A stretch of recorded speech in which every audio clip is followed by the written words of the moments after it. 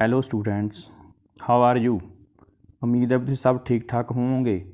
ਮੈਂ ਕੁਲਦੀਪ ਸਿੰਘ ਇੱਕ ਵਾਰ ਫਿਰ ਤੋਂ ਤੁਹਾਡਾ ਆਪਣੇ ਚੈਨਲ ਰਿਵਾਈਵ ਇਨਵਿਲਟੀ ਵਿੱਚ ਬਹੁਤ ਵੈਲਕਮ ਕਰਦਾ ਹਾਂ।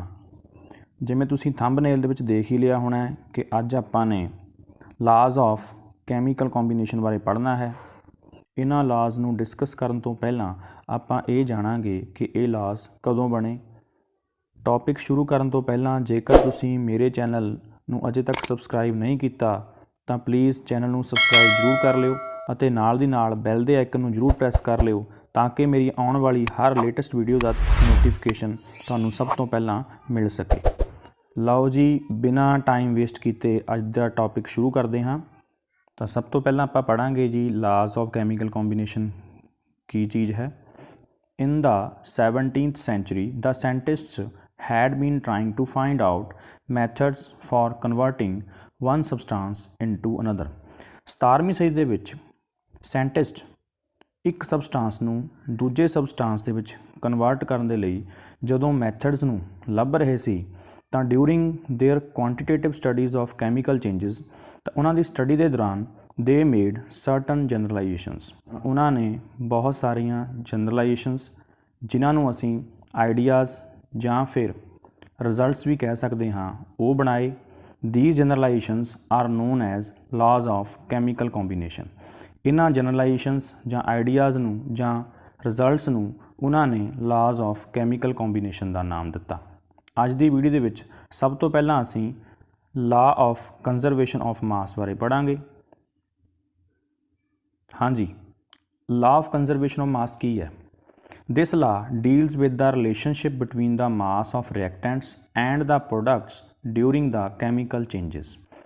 ਇਹ ਲਾ ਸਾਨੂੰ ਦੱਸਦਾ ਹੈ ਕਿ ਜਿਸ ਟਾਈਮ ਕੋਈ ਵੀ ਕੈਮੀਕਲ ਰਿਐਕਸ਼ਨ ਜਾਂ ਕੈਮੀਕਲ ਚੇਂਜ ਕਿਸੇ ਵੀ ਸਬਸਟਾਂਸ ਦੇ ਵਿੱਚ ਆਉਂਦੀ ਹੈ ਤਾਂ ਉਸ ਦੇ ਰਿਐਕਟੈਂਟ ਦੇ ਮਾਸ ਅਤੇ ਪ੍ਰੋਡਕਟ ਦੇ ਮਾਸ ਦੇ ਵਿੱਚ ਕੀ ਰਿਲੇਸ਼ਨ ਹੁੰਦਾ ਹੈ। ਹੁਣ ਇੱਥੇ ਦੋ ਗੱਲਾਂ ਨੋਟ ਕਰਨ ਵਾਲੀਆਂ ਨੇ ਕਿ ਰਿਐਕਟੈਂਟਸ ਕੀ ਹੁੰਦੇ ਨੇ ਅਤੇ ਦੂਜਾ ਪ੍ਰੋਡਕਟਸ ਕੀ ਹੁੰਦੇ ਨੇ। ਦੇਖੋ ਜੀ, ਸਭ ਤੋਂ ਪਹਿਲਾਂ ਰਿਐਕਟੈਂਟ ਦੀ ਗੱਲ ਕਰੀਏ। ਜੋ ਵੀ ਸਬਸਟਾਂਸ ਰਿਐਕਸ਼ਨ ਦੇ ਵਿੱਚ ਪਾਰਟੀਸਪੇਟ ਕਰੇਗਾ ਉਸ ਸਬਸਟਾਂਸ ਨੂੰ ਅਸੀਂ ਰਿਐਕਟੈਂਟ ਕਹਿੰਦੇ ਹਾਂ ਅਤੇ ਰਿਐਕਸ਼ਨ ਹੋਣ ਤੋਂ ਬਾਅਦ ਉਸ ਰਿਐਕਟੈਂਟ ਤੋਂ ਜਿਹੜਾ ਨਵਾਂ ਸਬਸਟਾਂਸ ਬਣਦਾ ਹੈ ਉਸ ਸਬਸਟਾਂਸ ਨੂੰ ਅਸੀਂ ਪ੍ਰੋਡਕਟ ਕਹਿੰਦੇ ਹਾਂ। And it was postulated by French chemist Antoine Lavoisier in 1789।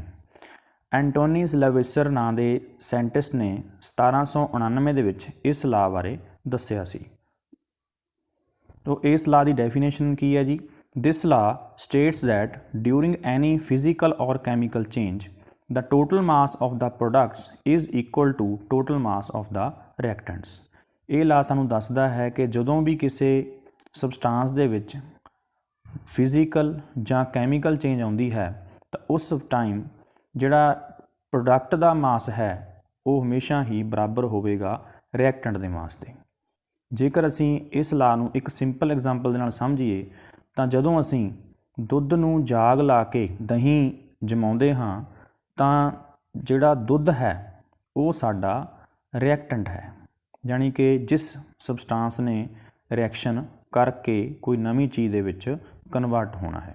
ਅਤੇ ਜਦੋਂ ਦੁੱਧ ਤੋਂ ਦਹੀਂ ਬਣ ਜਾਂਦਾ ਹੈ ਤਾਂ ਉਹ ਸਾਡੇ ਕੋਲ ਪ੍ਰੋਡਕਟ ਦੇ ਰੂਪ ਦੇ ਵਿੱਚ ਸਾਨੂੰ ਮਿਲ ਜਾਂਦਾ ਹੈ।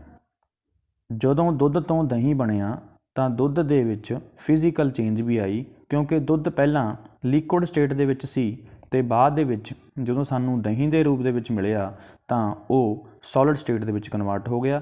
ਤਾਂ ਇਸ ਦਾ ਮਤਲਬ ਕਿ ਉਸ ਦੇ ਵਿੱਚ ਫਿਜ਼ੀਕਲ ਚੇਂਜ ਵੀ ਆਈ ਹੈ।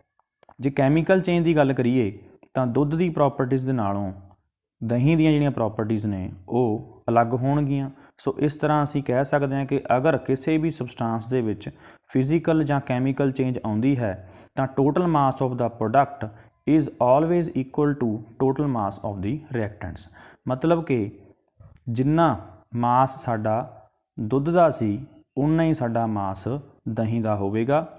ਦੂਜੇ ਸ਼ਬਦਾਂ ਵਿੱਚ matter can neither be created nor destroyed during any physical or chemical change. ਇਹ ਕਹਿ ਸਕਦੇ ਹਾਂ ਕਿ ਕਿਸੇ ਵੀ ਫਿਜ਼ੀਕਲ ਅਤੇ ਕੈਮੀਕਲ ਚੇਂਜ ਦੇ ਦੌਰਾਨ ਜਿਹੜਾ ਮੈਟਰ ਹੈ ਉਸ ਨੂੰ ਨਾ ਤਾਂ ਅਸੀਂ ਕ੍ਰੀਏਟ ਕਰ ਸਕਦੇ ਹਾਂ ਅਤੇ ਨਾ ਹੀ ਇਸ ਨੂੰ ਅਸੀਂ ਡਿਸਟਰੋਏ ਕਰ ਸਕਦੇ ਹਾਂ। Therefore, this law is also known as law of indestructibility of matter। ਜਿਸ ਕਰਕੇ ਅਸੀਂ ਇਸ ਲਾ ਨੂੰ indestructibility of matter ਵੀ ਬੋਲਦੇ ਹਾਂ। ਇੱਥੇ indestructibility ਦਾ ਮਤਲਬ ਹੈ ਜਿਸ ਨੂੰ ਖਤਮ ਨਾ ਕੀਤਾ ਜਾ ਸਕੇ। ਇਸ ਤੋਂ ਬਾਅਦ ਅਸੀਂ ਇਸ ਲਾ ਦੀ ਜਿਹੜੀ ਐਕਸਪੈਰੀਮੈਂਟਲ ਵੈਰੀਫਿਕੇਸ਼ਨ ਹੈ ਉਹ ਵੀ ਦੇਖਾਂਗੇ। This law can be verified with the help of Landolt's experiment. ਇਸ ਲਾ ਨੂੰ ਐਕਸਪੈਰੀਮੈਂਟਲੀ ਵੈਰੀਫਾਈ ਕਰਨ ਵਾਸਤੇ ਲਿਡੋਲਟ ਨੇ ਇੱਕ ਐਚ ਸ਼ੇਪ ਦੇ ਵਿੱਚ 2 ਟਿਊਬਸ ਲਈਆਂ ਜਿਹਨੂੰ ਅਸੀਂ ਲਿਡੋਲਟਸ ਟਿਊਬ ਵੀ ਬੋਲਦੇ ਹਾਂ।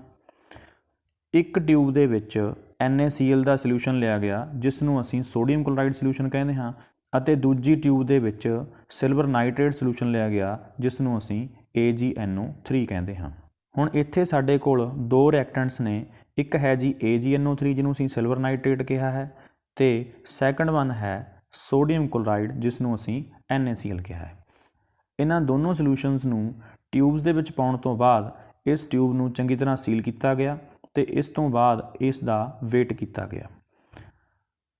ਵੇਟ ਕਰਨ ਤੋਂ ਬਾਅਦ ਇਹਨਾਂ ਸੋਲਿਊਸ਼ਨ ਨੂੰ ਥੋਰਲੀ ਆਪਸ ਦੇ ਵਿੱਚ ਮਿਲਾਇਆ ਗਿਆ ਤੇ ਮਿਲਾਉਣ ਤੋਂ ਬਾਅਦ ਜਿਸ ਦੇ ਵਿੱਚ ਸਾਡੇ ਕੋਲ 2 ਪ੍ਰੋਡਕਟ ਸਾਨੂੰ ਮਿਲੇ।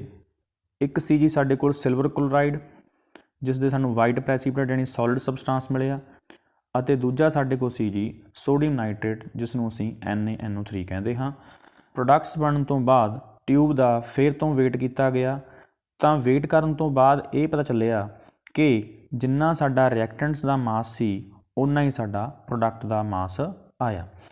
ਐਕਸਪੈਰੀਮੈਂਟ ਕਰਨ ਤੋਂ ਬਾਅਦ ਸਾਨੂੰ ਇਹ ਪਤਾ ਚੱਲਿਆ ਕਿ total mass of reactants is equal to total mass of products, ਮਤਲਬ ਕਿ AgCl, silver chloride and sodium nitrate NaNO3। So ਇਹ ਸੀ ਸਾਡੀ law of conservation of mass ਦੀ ਐਕਸਪੈਰੀਮੈਂਟਲ ਵੈਰੀਫਿਕੇਸ਼ਨ। ਮੈਨੂੰ ਉਮੀਦ ਹੈ ਕਿ ਤੁਹਾਨੂੰ ਅੱਜ ਲਾ ਆਫ ਕੰਜ਼ਰਵੇਸ਼ਨ ਆਫ ਮਾਸ ਚੰਗੀ ਤਰ੍ਹਾਂ ਸਮਝ ਵਿੱਚ ਆ ਗਿਆ ਹੋਣਾ ਹੈ। Thank you so much.